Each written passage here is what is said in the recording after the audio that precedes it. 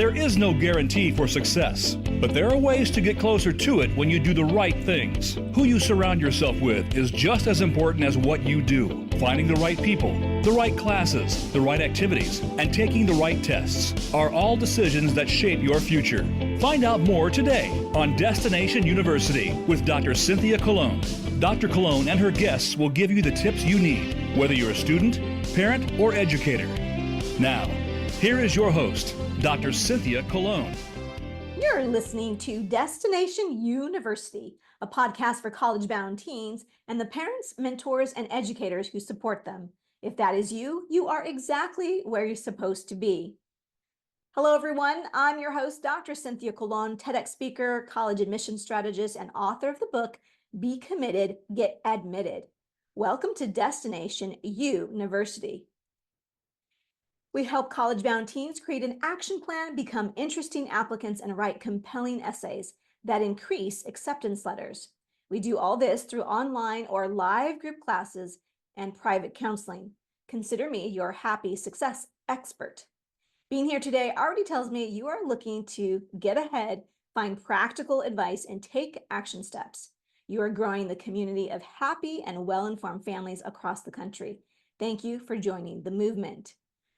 Okay, we are here in season 9 and our weekly Wednesday Better We Wednesday series. I'm interviewing former parents, educators, and college admission folks that offer key tips and strategies on how to become a better parent, teacher, counselor, or mentor, or even a student by sharing their own story. Whether your college-bound teen is in middle school or high school, you will find valuable information, or what I call golden nuggets, to apply immediately. So thanks for joining us today. You guys, you guys are in for a treat because Belinda is our special guest. And truth be told, Belinda was introduced to me by a good friend of mine, Tanya.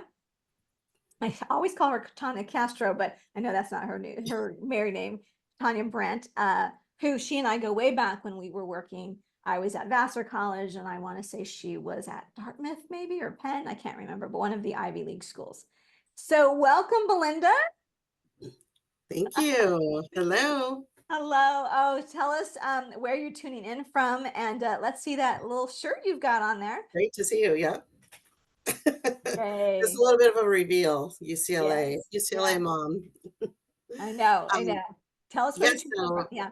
Hello, everyone. I'm Belinda Salvaday. I am in Oakland, California. And as Dr. C mentioned, I was introduced to her by somewhat of a connection through my son's former school. A little bit about myself. I'm first generation Californian. My parents are from Nicaragua, both of them. And so I was the first to be born in California and first in my family to go to college. So when I went through the process, it was different. The UCs, you had one essay, you just told a story. It wasn't 4 essays back then. It was a lot easier to get in. I guided myself through the process. I had amazing supportive parents. However, they didn't go to college in this country. They didn't go to college at all. And so for me, so I went to UC Santa Barbara, had a wonderful time there. And I have 2 boys. Mateo is my firstborn, first to go through the college process. So when it came time for Mateo to go through it, I knew that it was going to be very different for him, one. And I also had a bit of, I'm just going to call it like a bit of a fear, because Mateo went to private school from K through 8, 9 years of private school. And this private school has a very well-dialed college system prep, or what do they go? They have a department with college counselors who focus on helping kids with their college applications. And Mateo wanted to leave this small little private school, and his dad and I didn't want him to, but at the end of the day, we realized we had to listen to him. So he switched over freshman year to our local public school, Oakland Tech High School, which is a 2,000 student school, 500 about per class, with, very few counselors, maybe 3 for 500 kids. I mean, so the resources were tight. Mhm. I had a fear that he wasn't going to get what he needed in terms of college counseling. So I reached out to Tanya, who gave me this great recommendation. So that is how I ended up with you, Dr. C, was really out of like fear and concern that that I knew how competitive the process was and that Mateo wasn't going to get the guidance he needed at a small public school or a Oh, large public school. yeah. Now you just hit on so many great things, and I just want to kind of drive those points home. Um, so you said 2,000 students and 500 per about 500 per class. That you went to that, he went to that. And then say again, how he left a prep school that Yep. had a total of how many students in his grade? There was 100 in the grade, so 400 or less in the entire high school. Right? And I'm Yeah. gonna guess, okay, so that's very similar to everybody, you all know, it's not a secret. I was, if you've been following me, you know, I used to work at Marymount High School, a private girls' school here in Los Angeles, which also had approximately 100 to at the most like 110 students per grade. And two college counselors at Marymount for a class of 100. So I had a total caseload of 50 to 55 students. Does that sound similar to where Mateo had been previously? Yes. Yes, Yeah. that sounds about right. Maybe I less, actually, I think, actually, but I think, yes, probably less because Catholic has more kids than independent. yeah, I actually think if I remember Tanya correctly, they might be a party of three for each grade level or four. Anyway, Yeah. The- he came from one of the very elite schools in California. I mean, there's not a single college that doesn't know that school that he was at. Okay, so Yep. very brave of you to do what he's asking for and switch him from that well-resourced, well engine system of success at that school and put him where he wanted to be. So you perhaps had a little bit of just a heads up in your own mind, having been to that other school, that you knew, oh, wow, what that competition looks like. So what was driving it once he was in high school? When did he start to say that he wanted to go to these? Because I know he has big dreams. So was Oh, it his dreams? When did that all yeah, happen? I think right from the start, I would say from freshman year. So Mateo he's a super motivated kid, and he always knew he wanted in his mind. He always wanted to go to a top school, right? Top 100, top 50, however you want to, Yep. you know, title that. Um, and so I knew that he needed to have a competitive application. Freshman year of high school, I went I went to his school and went to a college and career presentation. Mhm. So already I was thinking about, I actually got the questions for the UCF. I got the UCL, and I know they're all the same. They were passing it out. UCLA was there. There were a lot of colleges there. And I do want to say one thing, a shout out though to Oakland Tech is with the resources they have, they do a lot for the kids. There's a lot of but it's parent volunteer driven to Mhm. support the school to get kids what they need. But they put on good college and career fairs. I went, I got this pamphlet, I read the questions, and I was like, okay, so over the next 4 years, he needs to have experiences to answer these questions. And so, Good, Belinda. You're so so smart. I just realized that. And for me, it was easy because, Mateo, he was motivated. He was playing sports, he was leading, he was doing a lot of things. He signed himself up freshman year for dual enrollment, which for those of you who may not know, it's just taking college classes while you're in high school. Um, so he was always on the right track, but what made me calm was knowing the track.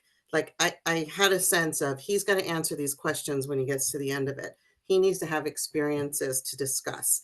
He needs to have top grades. He needs to have competitive classes. He needs all those things. And it's important to know that when you start. Mhm. And I think so for me, I think I knew right away that he had this profile that he wanted to really be competitive. And so I talked to people. I knew I reached out to resources. I have a cousin whose daughter made it through Harvard. I reached out to her when Mateo was in eighth grade and asked her what her path was to get there. So I had in mind the classes he needed to take and all those things. So that being informed, getting information was really important to me. So whatever resources I needed to do that. so that I could help make sure he was on the right path early on, because I knew that early advice was not available where he was at his school. Okay, this is a really great point. To me, so everybody who's listening is typically a parent, or it could be an educator, but they want what you got and what you had in mind, or what Mateo had in mind. I want to get into a top 100 college. Okay, for the record, I use top 100 college. So everybody's listening. Top 100 college means they admit under 30% of the pool. Okay. What we're talking about, UCLA or the Ivy Leagues or USC or Duke or Georgetown, those schools are admitting under 20%, and many of the ones I just mentioned are admitting under 15, and the Ivies are under 10. Okay, so to be a top 100 school or to get admitted to even one, most people would cut their arm off to get in, just to have one choice in that pool of colleges. So what Belinda just said to everyone, if you didn't catch that, write down this first golden nugget. Obviously, she's dropped a few bombs already, but get a mentor. Get a mentor. And whether that mentor is just listening to this podcast and just, drinking the Kool-Aid, you have to just get in the program of I need to know what to do. I need to talk to somebody whose daughter went to Harvard. I know I can't get early access to my counselors. Now, counselors it doesn't mean that they don't care. It means that with a school of 2,000, and if you're at a public school or a large Catholic school, that's how many students there are. The counselors have typically are 1 to about 500 caseload. A good school would be 250 or below. And I mean, you're doing really great if you can find a public school that has under 150 to 1. Okay. So there you have it, guys. Get a mentor however you need it and get the information that you need. So, okay. Now I want to sort of highlight, you can listen to, I'll probably put it in the show notes, link to Mateo's interview. So you can listen to his whole story and he'll tell you exactly what he did and the path that he followed. But one of the things that we should highlight is to be eligible for, to be a compelling applicant. Not only do you have to know how to answer the questions and get good grades, but you kind of have this what we call a coolness factor. And for me, Mateo, I mean, he had a lot of things going for him, but he started this nonprofit. When did that start? And can you just say just a little bit about that nonprofit he did? Yes. So he first took an internship at the mayor's office and did some volunteer events and really started to see the need in Oakland. Not that he needed to work at the mayor's office to see that. He lives here, he grew up here, so he can see where the gaps are, right? And moving from private school to public school really opened his eyes to a larger population and what people do and don't have, right? So he's very philanthropic. He wanted to do something to help different populations. He also likes to do a lot of different things. So he didn't want to commit to one cause. So he came home one day and he said, Mom, I have an idea. I'm going to start my own nonprofit where we just tap into multiple needs throughout the city of Oakland. And my mission is to serve Oakland and to bring all my friends in and peers and be students who want to better their community. So it's like, okay, we'll see. Like with everything, okay. But yeah, so that was his genesis. That's where he started because he just wanted to help. So he just called some friends. These kids were really impressive. They all are, right? I mean, everyone out there who's listening, you have an impressive kid, I'm sure. So he called his friends, he called his peers. They all got excited.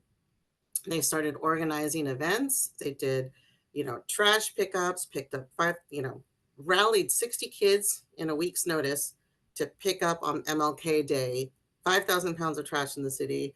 They ended up doing a multi-school food drive where they delivered, it was like 5 high schools in the Bay Area, collected tons of food and distributed it to low-income families, college. They did, I won't go into all of it, but they did a lot of different initiatives to help. And in the background, Mateo and I was helping him fill out paperwork to get official 501c3 status, which was granted 2 days before his birthday, 2 days before he turned 17. So he was a 16-year-old CEO of a nonprofit at that point, which is really exciting.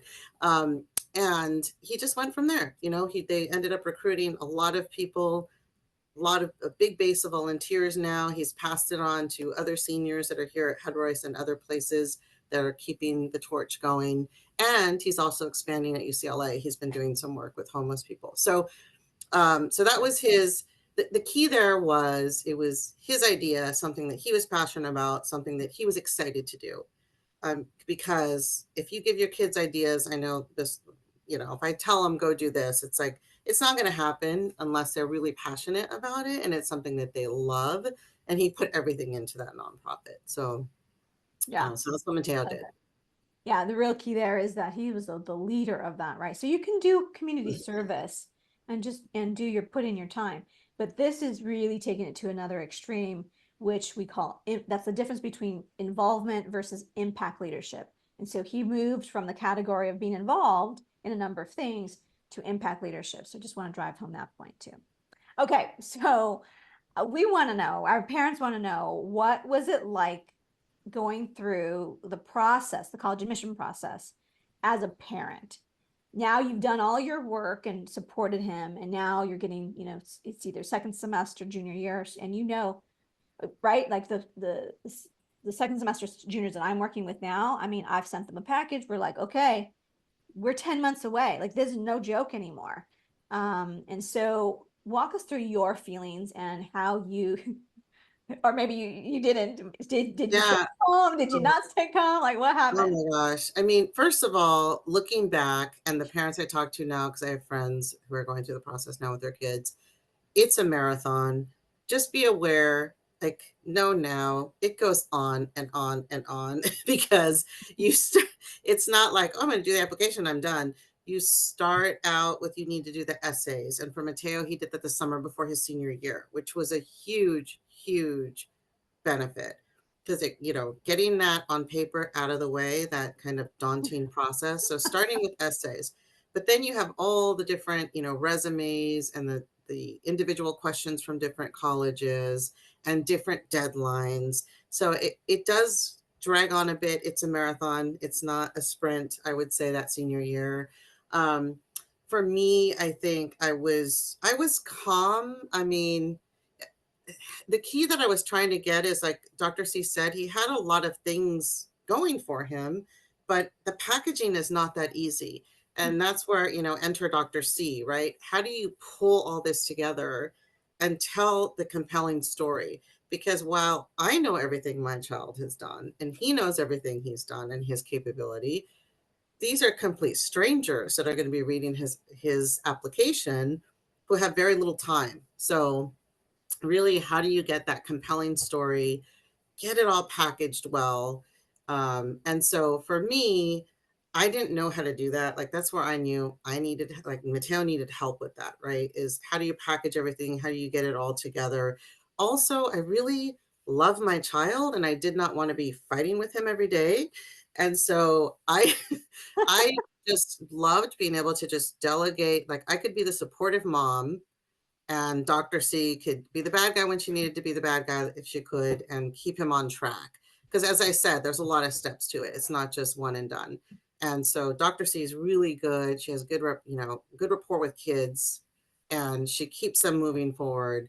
And if I saw something from home that she couldn't possibly see, like, oh, he's not doing this and he's not doing that, I would just text her, heads up, can you tell Mateo? Like, I didn't have to do it. I would, he's falling behind on this. And so she would, do her thing and get him back on track. So that was, for me, one of the biggest benefits. There are many benefits, but one of the biggest benefits was that I did not have to be the person managing my child through this process. So good. Okay. I love what you said about the marathon. This is a marathon, not a sprint. And I might ask you just to say a bit about that. Yours even went on a little bit longer than most. So it was really a marathon even at the end. But um, I would say that a lot of people that we work with, that whether they're campers, just campers, or semi-private clients or private clients, it is about keeping your relationship intact, because everybody is emotional through this process and going through their own thing. And as a parent, you're like, your baby's about to leave the nest, and like, oh, that time is coming to an end. And they're, while you're feeling like, oh, sentimental, they're like, yay, I'm leaving. And everybody's like, and sometimes they're scared too. So everybody's emotional roller coasters can collide. So I really like what you said about just being able to have someone else and being able to be the cheerleader. So the compelling, pulling the things together. Ooh, someone, when you're so close to it, either you're the student or you're the parent, you've seen everything they've done, like you said, and you're like, he's just great. I know he's great. So like, why don't they just all take him? Right? Right, Like, right. I want this to be so easy. Like, he's so valuable. And it does take, and that's, I would say, perhaps, I'm just thinking about this right now. That's the difference between a private school and a public school. Like, again, it's like that the people sitting in those chairs at the private school are these experts. Like, that's what they do. You have the counselors that are for the mental and emotional, mental, physical, emotional, like the academic counselors at that school. But when we say there are college counselors at private schools, what I'm saying is at Marymount, there were only 2 college counselors. Upstairs was a whole other set of 4 women who, when the girls had, stress, when they were stressed out because they had too many tests, whatever, they went upstairs to a different counselor. So Hmm. really need to drive home that elite private high schools have expert college counselors for the students. And so that's what we do really well, is pull together everything and go, okay, I can look at this whole map of everything he's done and go, all right, I see 3 buckets here. So we're going to talk about this thing, and this thing. That's it. And making it easy for the reader, because the reader will read 6 to 12 minutes. So, okay, well, so he gets admitted, and share what you're comfortable sharing as to what happens between Oh, yeah. March Well, and May. and here's another funny thing too, before that I get to the getting responses, is Mateo had a very small college list. He wanted to stay in California. He didn't want to stay in the Bay Area since he grew up here. So that limits it to Southern California, literally, right? So he was kind of trying to figure out where to apply, and his list was very short. As the process went on, he ended up adding so many schools, because I think part of that was he was getting nervous about, am I going to get in here? Am I going to get in there? And so he started adding more and more colleges, which was interesting. So he ended up applying to like 18 schools. I mean, with state and UCs, you can just check it off, so it's not extra. Sure. But yeah, so he ended up with 5 states, all the UCs except for I think 2, and then I think 5 privates. Wow. Um, he did great. I won't go into all the detail. He Yeah. did very well. Um, He had a very high batting average. yeah, yeah, he did. He was lucky. Whatever. He did very well. Um, he wanted to go. I personally thought UCLA would be a great fit for him. He ended up getting waitlisted at UCLA. So he was deciding between UC Santa Barbara, which was also a great option. He was very excited about that as well. And that's where I went. Um, but then he wrote a compelling letter, and before deposits were even due, popped off the wait list at UCLA. So that's we spent about 2 days talking about it. I mean, actually he didn't. I talked to my family, and we all thought, he's a city kid. He's met for that kind of environment, Mhm. and it was obviously his choice, and he's at UCLA and he's loving it. He's thriving. He's just super excited. I was just sharing with Dr. C that he's joined clubs, and he's working hard in his classes and enjoying all that LA has to offer. And it's a beautiful campus. So we're really happy with the Okay. outcome. And, the thing about maintaining a good relationship with your kid is, like, we still have that great relationship. Yesterday, he was voice texting me about a sociology article he was reading, because this made me think of you, Mom, and it's really interesting. Oh, And so I hear from him quite a bit about what he's oh, doing there. And, so good. and we miss him, but it's great. It's all good. It's fun. It's all good. Okay, so if you didn't catch what she just said, and I'm going to reiterate this because I just had this conversation with one of my privates who's currently a junior, right? So she's starting this process, or we're getting ready to hit the pavement here. And I said, look, I know there'll be like, if you don't get your first choice in, December, and you have to wait until April, or you have to wait till May, you might be teary along the way, but you don't care. At the end of the day, if you get into your dream college, it doesn't matter when it comes. And so this is a long game. This is a long game. And so just everyone who's listening out there, those and the privates who work with me, I give you a very specific thing to do starting in the spring to start building the rapport that you need to, because you never know when you're going to be taken off the wait list. You never know when you're it's going to happen. So you got to be in it for the long game. So Mateo was committed. I remember him writing that letter and submitting it right away. And so his time came. So he was in it for the long haul. I love it. My God. Got lucky too. You heard a week later before deposits were due. So that was nice. Yes. Nice for me. Nice for you. Yes, it was nice for you. Oh man. But he was going to go to your alma mater. So I know the beach. Yeah. The beach, Can't go wrong. Can't go wrong. Oh my goodness. Okay. So, let me just see if I can summarize this. All right. A few takeaways, everyone. Write these down. Get a mentor. This is a marathon, not a sprint. You got to be in it for the long haul. Protect your relationship with your child, because that will be, at the end of the day, what you want to have, no matter what. So there you go. Okay, let me do our little sign off here, and then we'll wave. Okay, so hold on. Right. Hold on, Belinda. All right, everyone. Well, here is the truth. Every student has a great story to tell. The problem is students do not understand that the college essay is not written in the style of an English or a research paper. Once I realized that students needed to reframe how they wrote the essay, my then business partner and I founded College Essay Bootcamp. College Essay Bootcamp is designed to give students the step-by-step formula on how to take their idea and write essays in just 5 days. The completion of this class helps to reduce family stress while also increasing the chances of success. Mateo, case in point.